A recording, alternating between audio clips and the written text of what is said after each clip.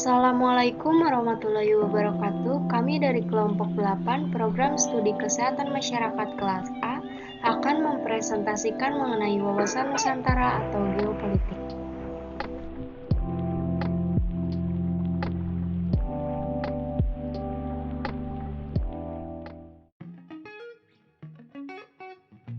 Konsep wawasan Nusantara.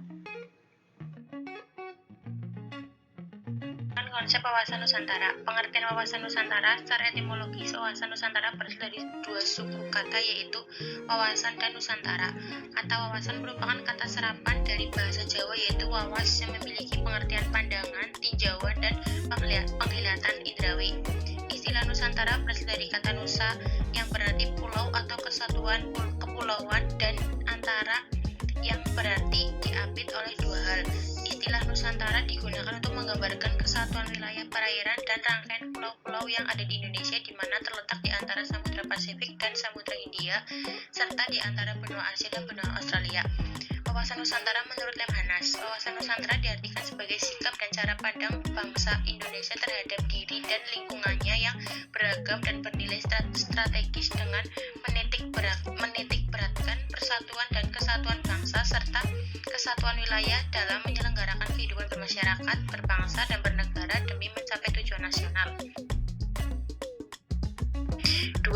Hakikat wawasan Nusantara. Pada intinya merupakan sebuah konsep pengembangan pengetahuan masyarakat mengenal ide, gagasan, dan cara pandang yang harus dikembangkan melalui berbagai kegiatan. 3. Unsur-unsur wawasan Nusantara. Wawasan Nusantara merupakan sebuah konsep dalam rangka pengembangan dan peningkatan kualitas rasa nasionalisme di bangsa Indonesia. Yang A. Wadah dapat diartikan sebagai tempat dalam berbagai tata laku kehidupan berbangsa dan bernegara. Isi: di tengah-tengah banyaknya warga Indonesia, wawasan Nusantara mengusung sebuah konsep tentang persatuan. Tata laku merupakan sebuah output dari semangat adanya wadah dan isi dalam unsur-unsur wawasan Nusantara.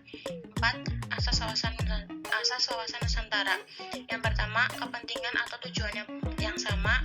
2. Keadilan. 3. Kejujuran dan keterbukaan. 4. Solidaritas. 5. Kerjasama. 5. Fungsi dan tujuan wawasan Nusantara. Wawasan Nusantara dapat dikatakan sebagai konsep pengembangan kompetensi dari bangsa Indonesia dalam upaya mewujudkan kesadaran akan tingkat tanah air yang dilandasi oleh Undang-Undang Dasar 1945. 6. Rasionalisasi wawasan Nusantara. Penerapan wawasan Nusantara perlu dimanifestasikan dalam bentuk sifat dan sikap yang mengutamakan kepentingan nasional dibandingkan kepentingan pribadi atau golongan. Pancasila sebagai filsafat bangsa Indonesia. Secara etimologis, Pancasila berasal dari kata Sanskerta, yaitu panca yang berarti 5 dan sila yang berarti dasar. Dengan demikian, Pancasila merupakan 5 dasar. Sebagai sistem filsafat, Pancasila memiliki karakteristik yang berbeda dengan filsafat lainnya. Sila-sila dalam Pancasila merupakan satu kesatuan yang sistematis dan utuh seperti berikut. Sila 1 meliputi, mendasari, dan menjiwai sila 2, 3, 4, dan 5. Sila 2 diliputi, didasari, dan dijiwai sila 1, serta mendasari dan menjiwai sila 3, 4, dan 5. Begitupun dengan sila-sila selanjutnya. Pancasila merupakan sebuah sistem filsafat yang ilmiah. Hal tersebut dapat dibuktikan. Pertama, objek filsafat. Objek filsafat yaitu segala yang ada. Untuk itu, dapat dibuktikan bahwa Pancasila telah memenuhi syarat yang pertama memiliki objek, yaitu bangsa Indonesia. Kedua, metode filsafat. Metode filsafat merupakan cara berpikir dalam menentukan sebuah hakikat. Pancasila dimanifestasikan oleh Insinyur Soekarno dengan metode analisa dan sintesa. 3. Sistem filsafat. Filsafat merupakan induk dari segala macam ilmu yang ada di dunia, karena pada dasarnya filsafat adalah sebuah ilmu berpikir. Keempat, sifat universal filsafat. Universalitas di sini dimaksudkan Pancasila berlaku umum dalam artian nilai-nilai Pancasila dapat diterapkan dimanapun dan kapanpun juga terus berkembang. Konsep geopolitik.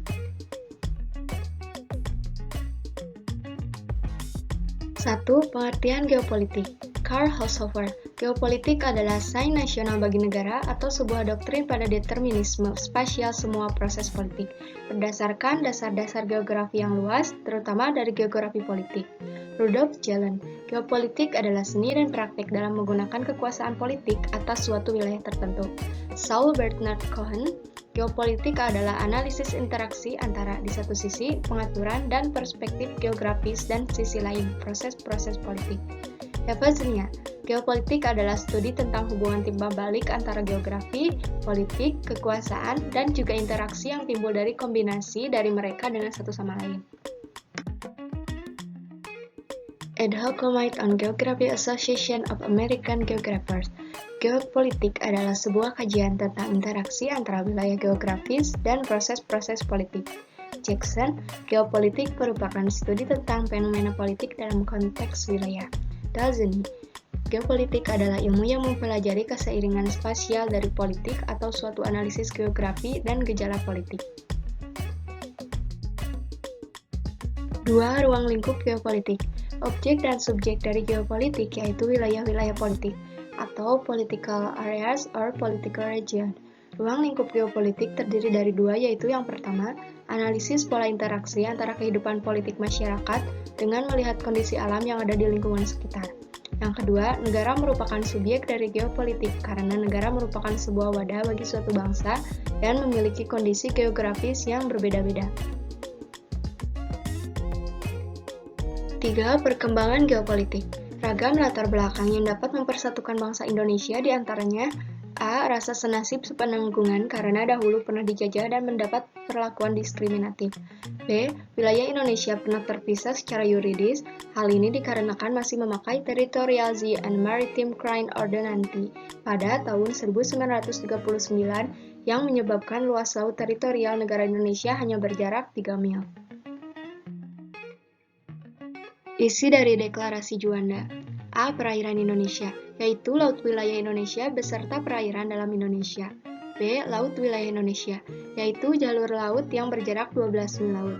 C. Perairan pedalaman Indonesia, yaitu semua perairan yang terletak pada sisi dalam dari garis dasar. D. Negara Indonesia merupakan negara kepulauan.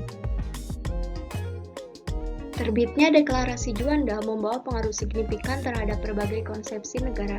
Salah satu hal yang paling nyata yaitu berubahnya konsep geopolitik di negara Indonesia. Kondisi geografis suatu negara atau wilayah menjadi penting sebagai pertimbangan dalam pembuatan berbagai kebijakan. Selain adanya perubahan batas wilayah perairan, geopolitik di Indonesia juga dipengaruhi oleh arus globalisasi yang semakin maju dan perkembangan teknologi. Konsep geostrategi. Pengertian geostrategi. Geostrategi berasal dari kata geografi dan strategi. Geografi merujuk kepada ruang hidup nasional, wadah ataupun tempat. Adapun strategi diartikan sebagai upaya menggunakan dan memanfaatkan semua sumber daya bangsa untuk melaksanakan kebijaksanaan tertentu. Pengertian geostrategi menurut para ahli. Purnomo, geostrategi merupakan pelaksanaan geopolitik dalam negara atau cara suatu negara sebagai upaya mewujudkan geopolitik yang telah dirumuskan. Latar belakang lahirnya konsep geostrategi. Menurut Hayward 2009, geostrategi merupakan kata yang masih relatif asing. Istilah tersebut pertama kali digunakan di akhir tahun 1930-an hingga awal 1940-an. Oleh para sarjana yang berbasis di Amerika Serikat. Sebagian besar sarjana tersebut merupakan pengungsi baru yang menyelamatkan diri dari ancaman Nazi Jerman. Tujuan geostrategi. Menurut Kailan dan Ahmad Zubaidi, geostrategi memiliki tujuan yaitu memberikan arahan tentang upaya membuat strategi pembangunan dan keputusan yang terukur guna mewujudkan masa depan yang lebih aman, lebih baik dan bermartabat. Herdiawanto dan Jumanta menyatakan bahwa tujuan geostrategi diarahkan untuk pertama, menegakkan hukum dan ketertiban, kedua, mewujudkan kesejahteraan dan kemakmuran, ketiga, menyelenggarakan pertahanan dan keamanan, keempat, mewujudkan keadilan hukum dan keadilan sosial, kelima, ketersediaan kesempatan bagi rakyat untuk mengaktualisasikan diri. Geostrategi Negara Indonesia. Geostrategi Indonesia adalah strategi nasional bangsa Indonesia dalam memanfaatkan wilayah negara kesatuan Republik Indonesia NKRI sebagai ruang hidup nasional guna merancang arahan tentang kebijakan dan sasaran pembangunan untuk mencapai kepentingan dan tujuan nasional. Sementara itu, di Indonesia, geostrategi diartikan sebagai metode mewujudkan cita-cita proklamasi yang tercantum dalam Mukadimah Undang-Undang 1945 melalui proses pembangunan nasional. Contoh masalah wawasan Nusantara geopolitik. Masalah yang kelompok kami ambil adalah pandemi COVID-19 dalam perspektif wawasan Nusantara sebagai geopolitik di Indonesia. Berdasarkan data dari situs resmi pemerintah Indonesia, covid19.co.id, pada tanggal 17 Maret 2021, sebanyak 1,44 juta kasus COVID-19 di Indonesia, dengan 1,20 juta jiwa yang sembuh dari COVID, dan sejumlah 38.915 jiwa masyarakat Indonesia yang meninggal dunia akibat COVID-19. Hal ini menunjukkan bahwa penularan COVID-19 sangat cepat serta memiliki tingkat kematian yang tinggi dikarenakan belum ada terapi ataupun vaksin yang efektif bisa menolong seseorang dari virus. Meluasnya dampak negatif yang ditimbulkan pandemi COVID telah menjadikan pandemi ini sebagai ancaman terhadap pertahanan dan keamanan negara Indonesia. Oleh karena itu, pemerintah di Indonesia mengeluarkan aturan mengharuskan melakukan karantina wilayah guna menekan penyebaran COVID-19 yang semakin meluas melalui kebijakan pemberantasan sosial berskala besar atau yang disebut PSBB. Melalui PSBB ini, seluruh aktivitas sosial dibatasi, belajar, kerja, dan ibadah di rumah. Perusahaan, pasar, dan transportasi sementara diberhentikan atau ditutup sementara. Akibatnya, banyak pengangguran dampak dari kemiskinan. Adanya PSBB telah membuat banyak pekerja harus di-PHK dan banyak pula pengusaha UMKM harus gulung tikar karena merugi. Hal tersebut membuat masyarakat kesulitan untuk memenuhi kebutuhan di tengah pandemi ini, apalagi harga kebutuhan pokok ini sangat meningkat. Ditambah dengan banyaknya usaha yang harus ditutup akibat PSBB telah membuat sebagian masyarakat Indonesia melakukan aksi kejahatan berupa perampokan guna memenuhi kebutuhannya di tengah pandemi COVID-19. Adapun permasalahan sosial akibat pandemi COVID-19 dapat dipahami secara multidimensional. Pertama, dalam dimensi geografis. Dilihat dari segi ini, kemiskinan paling banyak menempati daerah perkotaan karena tingkat kepadatan tinggi, terlihat jelas antara pemilik modal dan bukan pemilik, daerah perkotaan yang individualis sehingga menjadi tempat paling banyak ditemui masyarakat miskin. Kedua, dalam dimensi ekonomi. Dilihat dari segi ini, kemiskinan diartikan sebagai kekurangan sumber daya yang dapat digunakan untuk meningkatkan kesejahteraan sekelompok orang baik secara finansial maupun semua jenis kekayaan yang dapat meningkatkan kesejahteraan masyarakat. Tiga, dalam dimensi sosiologi dan antropologi.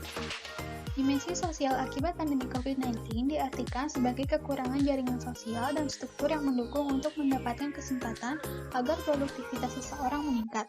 Hal tersebut disebabkan oleh dua faktor penghambat. Yang pertama, hambatan dari diri sendiri, misalnya karena tingkat pendidikan atau budaya. Kedua, hambatan dari luar, misalnya karena birokrasi atau peraturan resmi yang mencegah memanfaatkan kesempatan yang ada. Keempat, dalam dimensi politik. Dimensi sosial politik lebih menekankan pada derajat akses terhadap kekuatan yang mencakup tatanan sistem politik yang dapat menentukan alokasi sumber daya untuk kepentingan sekelompok orang atau tatanan sistem sosial yang menentukan alokasi penggunaan sumber daya. Berdasarkan perspektif kelompok kami yang membahas wawasan Nusantara sebagai geopolitik, pemerintah Indonesia berupaya memperlambat penyebaran COVID-19 untuk meminimalisasi beban bagi tenaga medis pelaku garda terdepan dalam penanganan virus ini sembari memberikan waktu untuk pengumpulan sarana pengobatan. Hubungan nasional pun terpengaruhi oleh cara pengurungan wilayah, pembatasan kontak fisik antar individu, serta pembatasan jumlah tenaga kerja dalam kegiatan. Indonesia tidak memiliki pilihan lain selain harus menerima fakta bahwa pandemi COVID-19 merupakan bencana non-alam yang mengancam peradaban manusia. Berangkat dari fakta-fakta yang ada, para pemangku kebijakan terus berupaya untuk melakukan apa yang mereka bisa dalam perjuangan melawan COVID-19. Salah satunya adalah dengan mengeluarkan peraturan dalam penanganan virus COVID. Peraturan pertama antara lain dengan menerbitkan Peraturan Pemerintah Indonesia Nomor 21 Tahun 2020 tentang pembatasan sosial berskala besar dalam rangka percepatan penanganan Coronavirus Disease 2019 atau COVID-19, juga menyatakan bahwa penyebaran COVID-19 dengan jumlah kasus dan atau jumlah kematian telah meningkat dan meluas lintas wilayah dan lintas negara dan berdampak pada aspek politik, ekonomi, sosial, budaya, pertahanan, dan keamanan serta kesejahteraan masyarakat Indonesia. Peraturan kedua, yakni Keputusan Presiden Nomor 11 Tahun 2020. Kepres Nomor 11 Tahun 2020 ini tentang penerapan kedaruratan kesehatan masyarakat COVID-19. Penetapan keputusan ini dilatar belakangi oleh penyebaran COVID-19 yang bersifat luar biasa dengan ditandai jumlah kasus dan atau jumlah kematian yang telah meningkat meluas wilayah Indonesia dan lintas negara dan berdampak pada aspek politik, ekonomi, sosial, budaya, pertahanan, keamanan, serta kesejahteraan masyarakat Indonesia. Sekian yang bisa kami sampaikan. Terima kasih. Wassalamualaikum warahmatullahi wabarakatuh.